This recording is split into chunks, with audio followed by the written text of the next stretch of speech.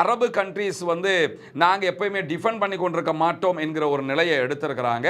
அதற்காக அவங்க ஈரானோட பெரிய அளவில் சண்டை பிடிக்க முடியுமா என்கிற கேள்விகளும் இருக்கிறது.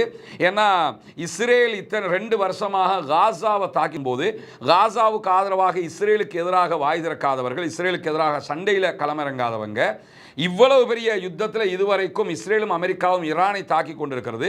ஈரானுக்கு எதிராக தாக்குதல் நடத்துவது குற்றம், நீங்கள் தாக்குதலை நிறுத்தணும் என்று சொல்லி அந்த தாக்குதலை கண்டிக்காதவர்கள், இஸ்ரேலை கண்டிக்காதவர்கள் இப்பொழுது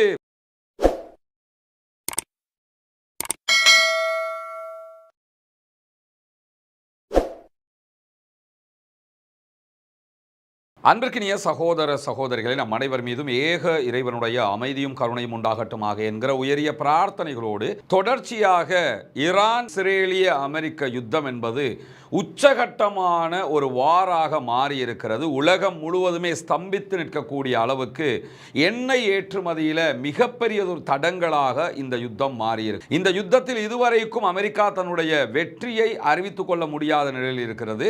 அமெரிக்காவுடைய அதிபர் டொனால்ட் ட்ரம்ப் நினைச்ச நேரமெல்லாம் நான் ஜெயிச்சிட்டேன்னு சொல்லி அந்த கப்பை தூக்கிட்டோம்னு சொல்லி ஓடிக்கிட்டு இருக்கிறாரே தவிர உண்மையாகவே அவர்களால் இந்த யுத்தத்தில் இதுவரைக்கும் வெல்ல முடியாத ஒரு சூழல் இருக்கிறது. ஈரானுடைய பல முக்கியமான தலைவர்கள் கொல்லப்பட்டாலும் ஈரானுடைய ஆட்சி பீடம் என்பதும் ஈரானுடைய அரசியல் கட்டமைப்பையும் அவர்களால் கீழே வீழ்த்த முடியாத ஒரு சூழல் இருக்கிறது. அது அப்படியே ஸ்டேபிளாக இருக்கக்கூடிய நிலையில தான் இன்னும் அந்த யுத்தம் தொடர்ந்து வருகிறது. இதற்கிடையில் அமெரிக்காவுக்கு இதுவரைக்கும் இந்த யுத்தத்திலே 11 பில்லியன் அமெரிக்க டாலர்கள் செலவாகி இருக்கிறது என்றும் கிட்டத்தட்ட 200 பில்லியன் அமெரிக்க டாலர்கள் இதிலே செலவு ஏற்படக்கூடும் என்றும் அமெரிக்கா அறிவித்திருக்கிறது. இந்த செலவுகள் எல்லாமே அமெரிக்கா வாங்குற அடியும் அமெரிக்கா ஈரானுக்கு கூடிய அடிகளில் வரக்கூடிய செலவுகள் மாத்திரம்தான். இதை தாண்டி இந்த யுத்தத்தில் ஈரானுக்கு எவ்வளவு செலவு வரப்போகிறது என்பதை ஒருபுறம் வச்சுட்டீங்கன்னாலும் ஜிசிசி கண்ட்ரிஸ் இருக்கிறாங்களா இல்லையா, சவுதி, குவைத், பஹ்ரைன், துபாய், இந்த மாதிரியான நாடுகள் எல்லாவற்றிலும் தற்போது நடத்தப்படுகிற தாக்குதல்கள், அந்த நாடுகளில் இருக்கக்கூடிய அமெரிக்க தளங்கள் மீது நடத்தப்படக்கூடிய தாக்குதல்களால் ஏற்படக்கூடிய விளைவுகளால் வரக்கூடிய செலவுகள் பல ஆயிரம் பில்லியன்களை தாண்டும் என்கிற எச்சரிக்கைகளும் விடுக்கப்படுகிறது. எது எப்படி போனாலும் அரபு நாடுகளுடைய எண்ணெய் ஏற்றுமதி முற்றுமுழுதாக தடுக்கப்பட்டிருக்கிறது. அவருடைய வருமானம் கேள்விக்குள்ளாகி இருக்கிறது. ஒரு அமைதியான பகுதி மத்திய கிழக்கு, துபாய்னா எத்தனை பேர்னாலும் போய் பிசினஸ் பண்ணலாம், எவ்வளவு நாளும் இன்வெஸ்ட் பண்ணலாம், சவுதி அரேபியாவில் எவ்வளவு முதலீடும் பண்ணலாம், ரொம்ப அமைதியான ஒரு பகுதியாக மிடில் ஈஸ்ட் இருக்கிறது என்கிற பிம்பமே உடைத்து நொறுக்கப்பட்டு விட்டது. குறிப்பாக எங்களுக்கு என்ன நடந்தாலும் அமெரிக்கா காப்பான் என்று சொல்லி இருந்த அரபு நாடுகளுக்கு இப்பொழுது அமெரிக்காவால் எதுவும் செய்ய முடியாத ஒரு கையறு நிலைக்கு அவங்க போயிருக்கிறாங்க என்கிற சூழல்கள் எல்லாம் உருவாகி இருக்கிறது. இப்படியான சூழல்ல இதுவரைக்கும் ஈரான், ஜிசிசி நாடுகள் இருக்கக்கூடிய சவுதி உள்ளிட்ட நாடுகள் இருக்கக்கூடிய அமெரிக்காவினுடைய நிலைகள் மீது தாக்குதல்களை நடத்தி வருகிறார்கள். அவர்களுடைய தளங்கள் மீது தாக்குதல்களை நடத்தி வருகிறார்கள். இந்த தாக்குதல்களை தடுக்கிற, எங்க நாட்டின் மேல வரக்கூடிய தாக்குதல்களை தடுக்கிற வேலையை தான் நாங்கள் செஞ்சுக்கிட்டு இருக்கிறோம். நாங்கள் ஈரானோட சண்டைக்கு போகல, ஈரானுக்கும் எங்களுக்கும் சண்டை கிடையாது என்று சொல்லி ஒரு தெளிவான நிலைப்பாட்டில் ஜிசிசி கண்ட்ரிஸ் எல்லாமே இருந்து வந்த காட்சிகளை நம்ம பார்த்துருக்கிறோம். ஆனால் நேற்று புதன்கிழமைக்கு பிறகு அவர்கள் புதன்கிழமை இரவு நடத்திய கூட்டம் அதிகாலை வரைக்கும் அந்த நாடுகளுடைய ஃபாரின் மினிஸ்டர்ஸால் நடத்தப்பட்டது. அதற்கு பிறகு தற்போது ஏற்பட்டிருக்கக்கூடிய ரியாக்ஷனுங்கிறது சற்று வித்தியாசமானதாக இருக்கிறது. ஏன்னா இந்த ஜிசிசி நாடுகள் இருக்கக்கூடிய பல நாடுகள் இஸ்லாம் நாடுகளாக இருக்கிறது. நபிகள் நாயகம் ஸல்லல்லாஹு அலைஹி வஸல்லம் அவர்கள் சொன்னது செய்தது அவற்றை பின்பற்ற வேண்டும் என்கிற தெளிவான நிலைப்பாட்டில் இருக்கக்கூடிய பகுதிகள். இதே நேரத்தில் ஈரானை பொறுத்தவரையில், ஈரானுடைய ப்ராக்சிஸை பொறுத்தவரையில் பெரும்பாலும் அவங்க ஷியா சிந்தனை கொண்டவர்களாக இருக்கிறார்கள். இந்த 2 பிளவுகள் என்பது இத்தனை ஆண்டு காலமாக அரசியல் ரீதியாக மேற்கு நாடுகளால் பயன்படுத்தப்பட்ட ஒரு முக்கியமான பிளவு. ஏன்னா இதை வச்சு தான் ஈராக்குக்குள்ள பிளவை உண்டாக்கினா, மற்ற நாடுகளில் பிளவை உண்டாக்குவான். ஷியா சன்னி என்கிற இந்த பிரிவை வைத்துக்கொண்டு நிறைய அரசியல் ஆட்டங்களை எல்லாம் வெஸ்ட் நாடுகள் நடத்தி கொண்டிருந்த நிலையில் இந்த யுத்தத்தில் இதுவரைக்கும் அந்த ஆட்டத்தை அவங்களால ஆட முடியாமல் இருக்கிறது. ஆனால் பெரும்பாலும் அந்த நிலை தோற்றுவிக்கப்பட்டு விடுமோ என்கிற ஒரு அச்சம் தற்போது ஏற்பட்டிருக்கிறது. ஏன்னா அரபு கண்ட்ரீஸ் நாங்கள் எப்பயுமே டிஃபெண்ட் பண்ணி கொண்டிருக்க மாட்டோம் என்கிற ஒரு நிலையை எடுத்திருக்கிறாங்க. அதற்காக அவங்க ஈரானோட பெரிய அளவில் சண்டை பிடிக்க முடியுமா என்கிற கேள்விகளும் இருக்கிறது.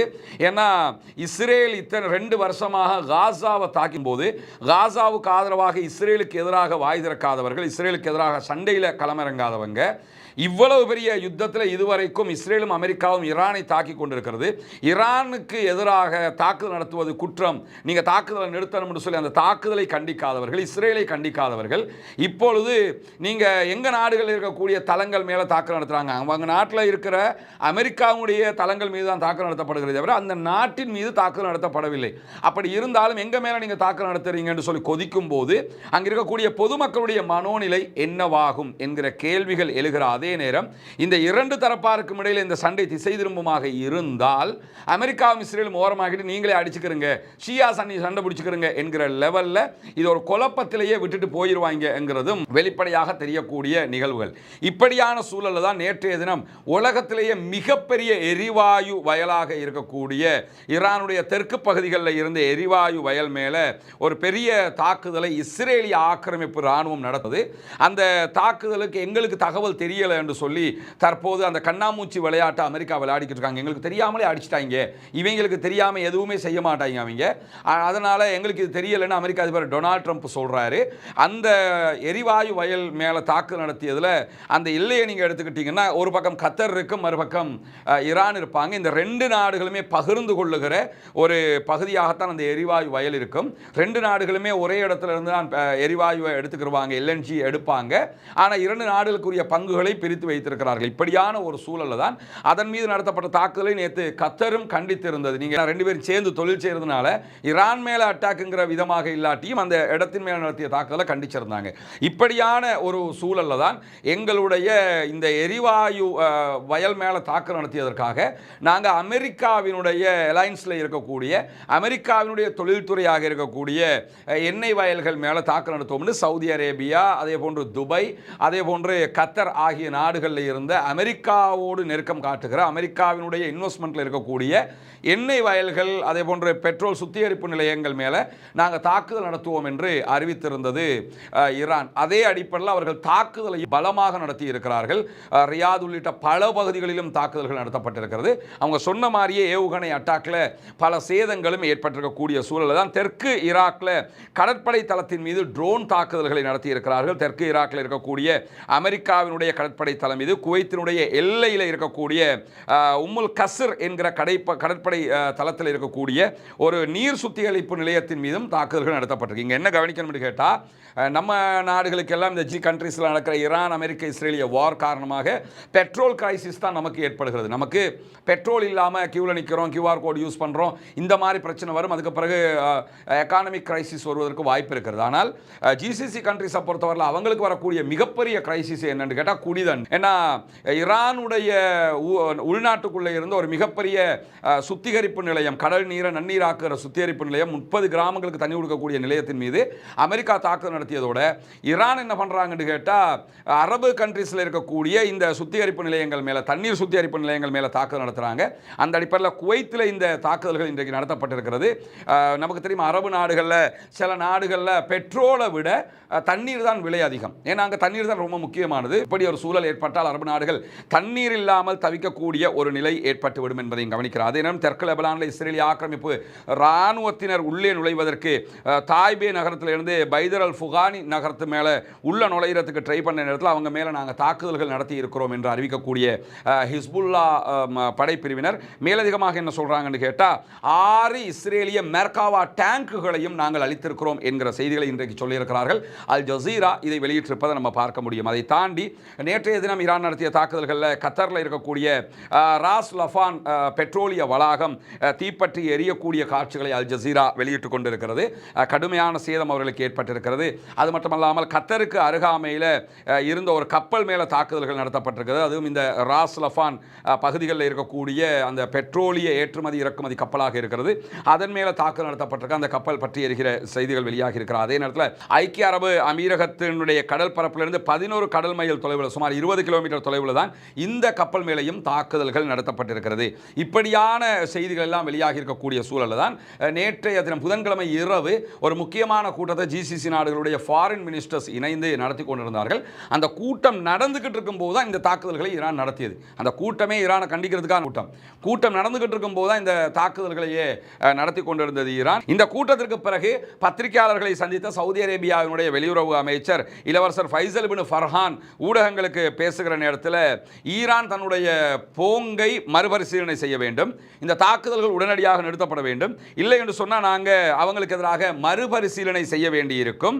ஏன்னா எங்களுக்கு மத்தியில் அரசியல் தெரிவு மட்டுமில்லை, அரசியல் சாராத விவகாரங்களும் பரிசீலனையில் இருக்கிறது அப்படின்னு சொல்லி ரொம்ப ஒரு கடுமையான எச்சரிக்கை விடுத்தா. நாங்கள் ராஜதந்திர ரீதியில் மட்டும் பேசிக்கிட்டு இருக்க மாட்டோம், இராணுவ ரீதியாகவும் முடிவெடுக்க வேண்டி வரும். அப்படின்னு என்ன அர்த்தம்னா, சவுதி அரேபியா உள்ளிட்ட நாடுகள் ஈரானோட ஒரு நேரடி யுத்தத்திற்கு போக வேண்டிய நிலை ஏற்படும் என்பதை அவருடைய தெளிவான, நாங்கள் யுத்தம் பண்ணுவோங்கிற வாசகத்தில் சொல்லாமல் அரசியல் ராஜதந்திரம் அற்ற அடுத்த வழியை தேர்வு செய்வோம். ரெண்டு வழி தான் இருக்கும், ஒன்று அரசியல் ராஜதந்திரம், இல்லை என்று சொன்னால் இராணுவ வழியை தேர்வு செய்வோம் என்பதை நேற்று சொன்னது மட்டுமல்லாமல் எங்கள் மேலே இந்த யுத்தத்தை அவங்க திணிக்க வரக்கூடாது அப்படிங்கிறாங்க.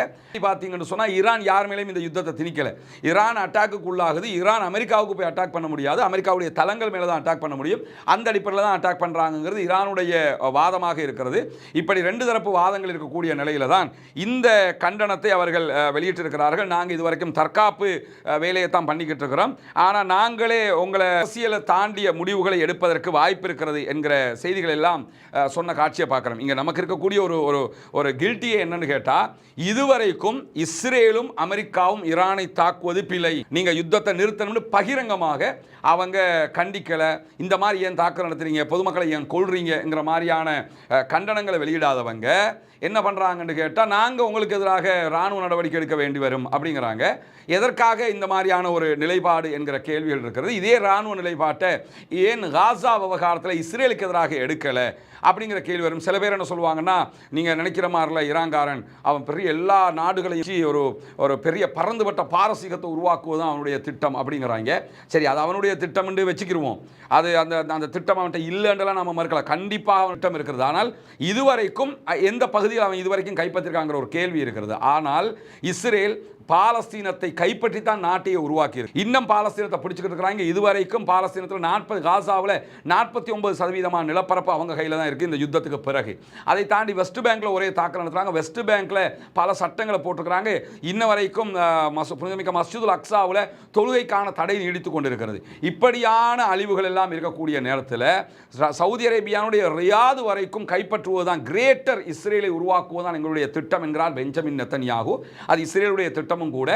இப்போ என்ன சொல்றாங்கன்னா, நாங்கள் லெபனானில் கைப்பற்றிருக்க பகுதிகளெல்லாம் கிரேட்டர் இஸ்ரேலுடைய பகுதிகளாக அறிவிக்கப்படுறோம், அதாவது இஸ்ரேலாக அறிவிக்கப்படுறோங்கிறாங்க.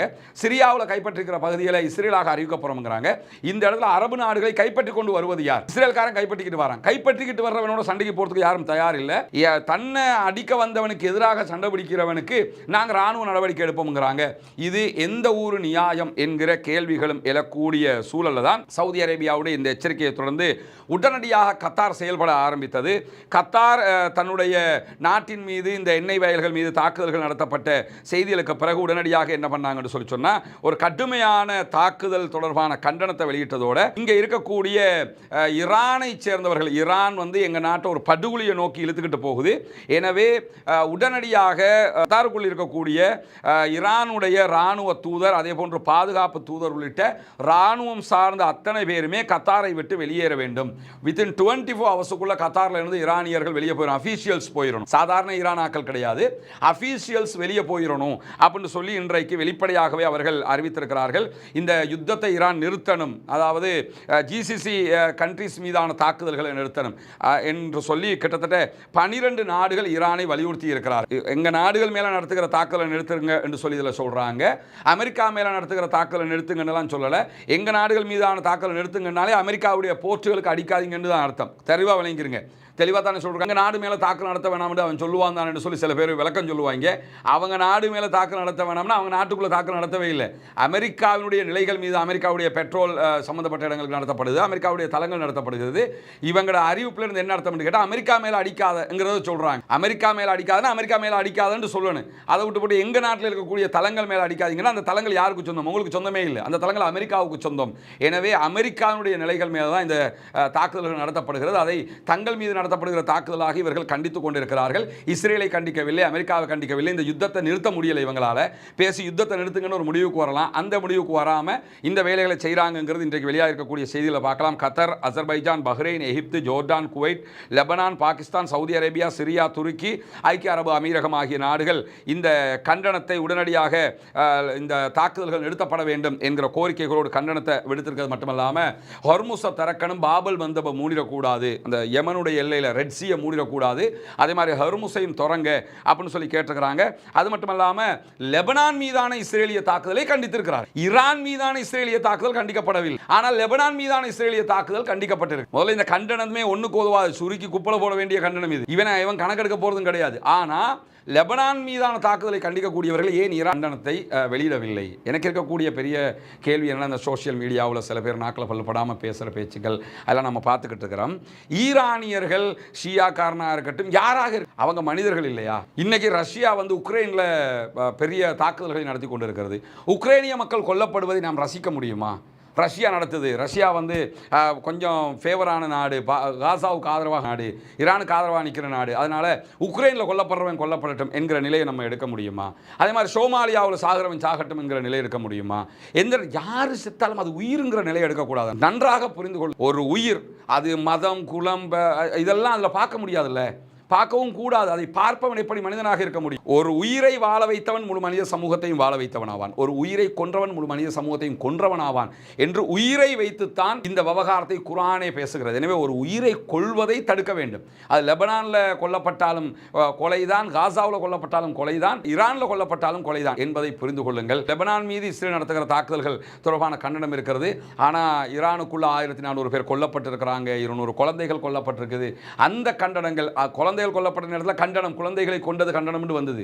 ஆனால் ஈரான் மீது தாக்குதல் நடத்துவதே கண்டனத்துக்குரியது என்கிற செய்திகளை சொல்லலை. இது அரசியல், பூகோள அரசியலில் அமெரிக்கா பக்கம் நின்று கொண்டு அவங்க யோசிச்சுக்கிட்டே இருக்கிறாங்க. இது அவர்களுக்கு எவ்வளோ பெரிய பின்னடைவை உண்டாக்க போகிறது இன் ஃபியூச்சரில் என்கிற கேள்விகள் எல்லாம் இருக்கிறது. பொறுத்திருந்து பார்ப்போம் என்னவெல்லாம் நடக்கிறது என்பதை. தொடர்ந்து இணைந்திருங்கள். அப்பாவிகளுக்காக குரல் எழுப்புவோம், அப்பாவிகளுக்காக பிரார்த்தனை செய்யுங்கள். எந்த அப்பாவிகளும் எந்த இடத்திலும் கொல்லப்படக்கூடாது. அன்பிற்கினிய சகோதர சகோதரிகளே, புனிதமிக்க ரமதானுடைய மாதத்தில் இறுதி கட்டத்தை நாம் நெருங்கி கொண்டிருக்கிறோம். இந்த சூழலில் அடுத்ததாக புனிதமிக்க ஈதுல் ஃபித்ர் பெருநாள் தொழுகை நடைபெற இருக்கிறது. இன்ஷா அல்லாஹ் கொழும்பு கொம்பனி தெரு மெலே கிரிக்கெட் கிளப்ல பெருநாள் திடல் தொழுகை நடைபெற இருக்கிறது. புனிதமிக்க இந்த பெருநாள் திடல் தொழுகையில் அனைவரும் ஆண்கள் பெண்கள் குடும்பத்தோடு பங்கெடுத்துக் கொள்ளுங்கள். இன்ஷா அல்லாஹ். நபிகள் நாயகம் ஸல்லல்லாஹு அலைஹி வஸல்லம் அவர்கள் புனிதமிக்க மஸ்ஜிது நபவி தன்னுடைய கரத்தால் கட்டப்பட்ட பள்ளிவாசல் இருந்தும் பெருநாள் திடல் தொழுகையை திடலில் தான் நடத்தினார்கள். எனவே இது திடலில் நடத்தப்பட வேண்டிய சுன்னத்தான ஒரு தொழுகை. ஆண்கள் பெண்கள் அத்தனை பேரும் பங்கெடுக்க வேண்டிய ஒரு தொழுகையாக இருக்கிறது. கொழும்பு கம்பெனி தெரு, அதாவது கொலம்போ டு கம்பெனி தெரு, ஸ்லேவ் ஐலண்டில் இருக்கக்கூடிய கோர்ட்ஸ், கோவில் ஒன்று இருக்குது, கோவிலை ஒட்டி கோர்ட்ஸ் இருக்கும், நீதிமன்றம் இருக்குது. அந்த நீதிமன்றத்தோடு இருக்கக்கூடிய ரோட்டில் உள்ளே வந்தீங்கன்னு சொன்னால் மெலே கிரிக்கெட் கிளப் இருக்கிறது. நீதிமன்ற வளாகத்தை ஒட்டி அந்த ரோட்டில் தாராளமாக காலை நேரத்தில் வேண்டிய அளவுக்கு பார்க்கிங் வசதிகள் எல்லாம் இருக்கிறது. எனவே பெருநாள் தினத்தில் சரியாக 7 மணிக்கு தொழுகை ஆரம்பிக்கப்பட இருக்கிறது. இன்ஷா அல்லாஹ் நான் உரையாற்ற இருக்கிறேன். அதிலே கலந்து கொள்ளக்கூடிய சகோதரர்கள் நேர காலத்தோடு வீடுகளிலேயே ஒது செய்துவிட்டு இந்த பெருநாள் திடல் தொழுகையில் பங்கெடுக்குமாறு அன்பாக கேட்டுக்கொள்கிறோம்.